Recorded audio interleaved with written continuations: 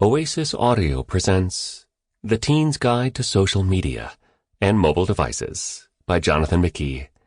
Read for you by Verner. A note to mom or dad screening this book. Walk with them. Let me take a quick moment to say hi to mom, dad, grandma, the caring adult who most likely purchased this book for the young person they know and love. I recognize you. Seriously, I can spot that facial expression a mile away. I see it every week on the faces of moms, dads, and grandparents at my parent workshops. If there was one word to describe that look, it would probably be overwhelmed.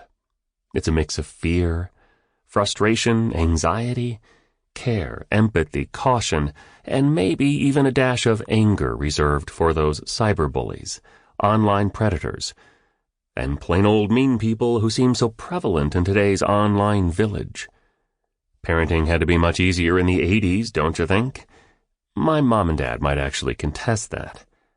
As much as we all enjoy our mobile devices, these gadgets are rapidly becoming a source of contention in many homes, maybe because young people are clocking in an average of 8 hours and 55 minutes per day, soaking in entertainment media and technology.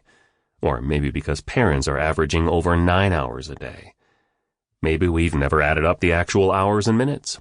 All we know is that every time we try to open the doors of communication in our home, someone's eyes are glued to a screen.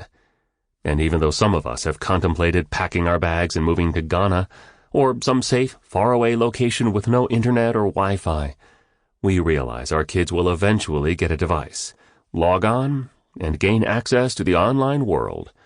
At least that's what the guy in Ghana holding his smartphone told me.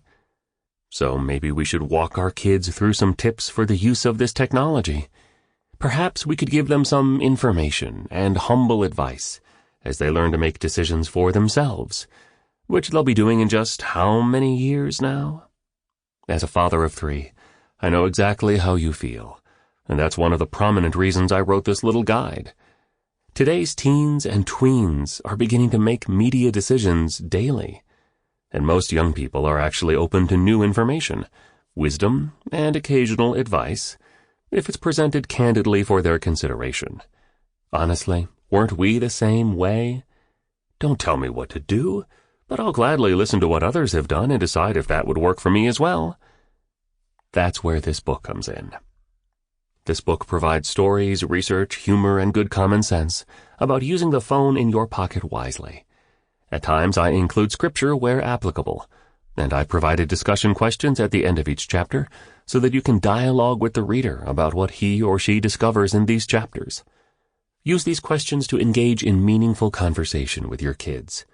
Not lecturing, but listening to what they gleaned from each chapter.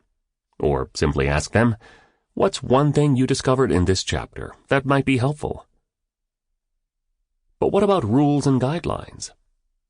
Before you hand a teenager this audiobook, you might have questions about your role. I find today's parents, grandparents, and caring adult role models have very specific questions about raising this generation of kids who have never known life without the internet, phones, and social media. Here are just some of the questions I hear from parents every week. At what age should my kids get a phone or begin using social media? Should I use parental controls on their devices? Should I have the passwords? Should I limit screen time? Should we just pack our bags and move to Ghana? Let me address these questions briefly. The first question is the one I hear the most. What age should I let my kids have access to all this stuff? It comes in many forms. How young is too young for my daughter to have her own phone? I didn't get my son a phone. I just got him an iPad. Is that dangerous?